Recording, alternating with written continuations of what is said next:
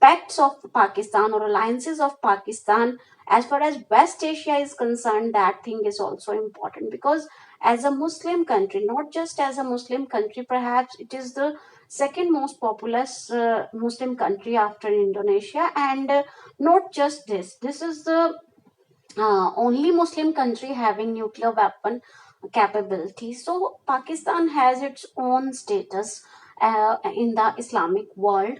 And not just this, rather, in the initial years, Pakistan has played an important role in the fight for independence in 50s, as far as various Islamic countries of the world are concerned. So they have played their role of leader in the Islamic world. And in lieu of that, definitely we cannot ignore Pakistan's role as a founder member as far as organization of Islamic conference is concerned. And on the platform of conference also, Pakistan time and again have raised important issues which are really very dear to the Islamic nations of the world, be it the issue of Palestine or issue of Kashmir or issue of Afghanistan. All these various core issues have been raised by Pakistan time and again. And in the Islamic world itself, though things keep on changing, Pakistan had on and off relations with various countries, like uh, in 50s and 60s, when Turkey and Iran, they were ally of the Western Alliance. They were with the Western Alliance. Then at that time, Pakistan was quite cozy with these countries. And though Pakistan was always willing to have really good relations with other Islamic countries, be it UAE or Saudi Arabia, or we can see even Afghanistan. All these various countries, with various countries, Pakistan was trying to have really good relations, be it Malaysia or Indonesia. But at the same time, we must keep into mind that after 70s, or especially in 80s, when Soviet influence was increasing in Iran and especially in Afghanistan, it was during those decades of 90s, later decades of 20th century, that Pakistan became quite closer to the Saudi Arabia and UAE. It was quite closer to these this group. And we could see clear divide in the Islamic world or in West Asia. As many a time that divide is considered as Shia Sunni divide also. But somehow we could see that there was a tilt in Pakistan toward this Saudi Arabia and UAE alliance. But that thing is changing in the recent time. And as in the last 10 15 years, we are witnessing that Pakistan is quite close to China. And we are finding that China has been quite supportive of Pakistan's stand as far as Pakistan's dispute with India are concerned. And this is the reason that Pakistan many a time claimed China to be its all-weather friend. And that friendliness has taken a concrete form in the form of China-Pakistan economic corridor, that is for everyone to see. And in the recent time, because of its critical economy and other various issues, Pakistan's not on off relations with, or we can say on off relations with the United States of America, Pakistan's dependence on China has increased manifold.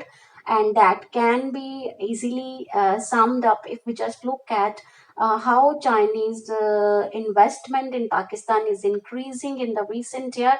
On the other hand, we are finding that there is a steady decline as far as American investment in Pakistan is concerned. And similarly, not just in case of investment, rather their defense ties, they are also there to be analyzed. And there too, in defense sector also, we will find that China is far ahead than America as far as Pakistan is concerned.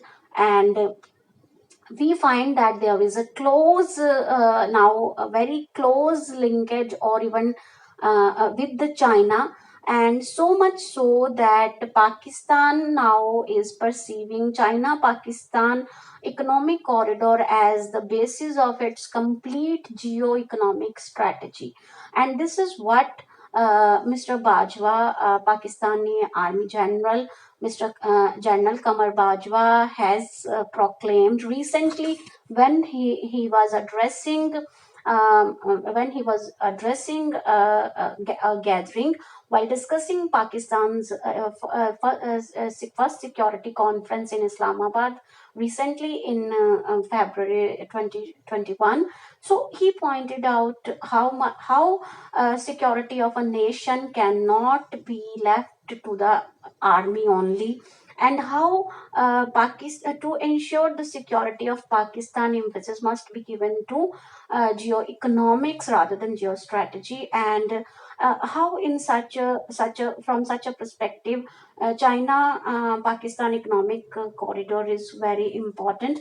And it was keeping in view the same line of thinking that perhaps even during the COVID-19 pandemic, Pakistani Prime Minister decided to visit Sri Lanka to strengthen their ties, and take forward this vision of this China Pakistan economic corridor pact. So this visit was also part of that. Not just this, Pakistan is trying to project, in the very recent time it is trying to project itself as the core connectivity center as far as West Asia and South Asia is concerned. And it is very ironic when we just keep into mind that how Pakistan has sabotaged many a time many proposals which were put forward at the SARC platform with respect to the increased connectivity in South Asia. And today, whether it is India or Pakistan, everyone is grumbling that South Asia is one of the region in the world which is least connected. And perhaps that is one of the basic region that all the South Asian states have to pay price economically for that reason. And a lot could have been done, and a lot of potential is there, but that has not been utilized because of the mutual mistrust and bitterness of specifically India and Pakistan. But anyhow, now the Pakistan is perhaps realizing those things, and Pakistan is trying to build its image as the connectivity point of West Asia and South Asia. And there is nothing wrong with that. And keeping in view that thing, Pakistan on one hand wants Sri Lanka to join this pact, and Pakistan wants Afghanistan to be part of China Pakistan economic corridor also. And that's and beside this, definitely we know that the important role Pakistan could always play in the Afghan peace process, that is there, that angle is definitely there. And beside that, we are finding that after a long gap, now again Pakistan seems to be quite closer to Turkey as well as Iran in the recent time. And there are talks that, keeping in view the recent agreement being signed by, or memorandum of understanding being signed by these nations with each other, that perhaps there is a marked shift in Pakistani foreign policy. But there is nothing like that, as we have just discussed that in the 50s also Pakistan, Iran and Turkey, they were quite closer to each other. At that time, Iran and Turkey and Pakistan, they all the three were a part of Western alliance. And now Pakistan is shifting toward, what we can say, shifting away from Western alliance, and it is not that comfortable with United States of America, especially keeping in view when India and United States of America have signed those defense deals, and Pakistan is facing the music at various international forum on account of allegations of terrorism and various other issues. And keeping in view that particular scenario, definitely the shift is there. And we are finding that why that shift is there. If we just see that what are the recent happenings, China and Iran have signed 25-year strategic pact recently. China and Russia, they are quite close. And Russia is important player as far as China's border and road initiative is concerned. And not just this, the complete Western or Central Asian strategy of China, Russians have not objected to it even once. Keeping in view that Central Asia had been traditionally been a sphere of influence of Russia, and Russia is quiet. Russia is silent. They are not objecting. They are not reacting. What as far as Chinese inroads in Central Asia are concerned, so we can think that somehow they are willing to be part of this game. They are joining hands with China. And then just in this month itself, we know that after visiting India, Russian foreign minister visited Pakistan. And when he visited Pakistan, there were talks about weapon deals and all such things. And he was given really nice welcome there. And every he could meet, and he could address, he could convey whatever he wanted to convey there. And their bone homie was quite clear. And when we compare that thing to with the visit Russian foreign minister had in India, it was very matter of fact, it was very formal, rigid, bureaucratic visit.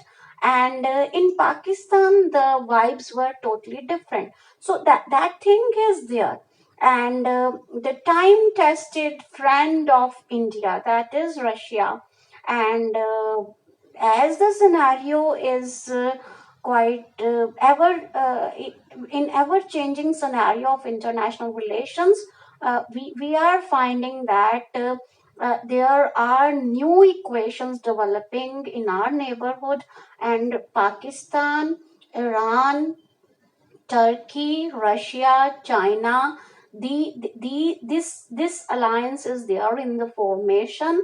And while trying to do so, Pakistan is not conveying this message that they are not available to the Americans. They are willing, they are listening, they are available. And they are quite ready to play the role they are asked to play in Afghan peace process. Not just this, if the recent Bloomberg report has to be accepted, then definitely there are such whispers that it is at the behest of United States of America, and that UAE was asked to talk to convey certain things to Pakistan and India. And all these back channels were active, that finally resulted in the what we can say, a recent thaw in India and Pakistan's relations. So you just see what Pakistan's recent pacts and alliances are. Pakistan is trying to be everywhere. Pakistan is trying to ensure uh, whatever it can do. Pakistan is trying to maximize its friends and all the right alliances and pacts to aid its dwindling economy, to ensure its security concerns, and how far Pakistan can succeed in balancing uh, uh, China, Russia on one hand and Western alliance on the other hand, that we can see only in the recent future. That's all. Thank you so much.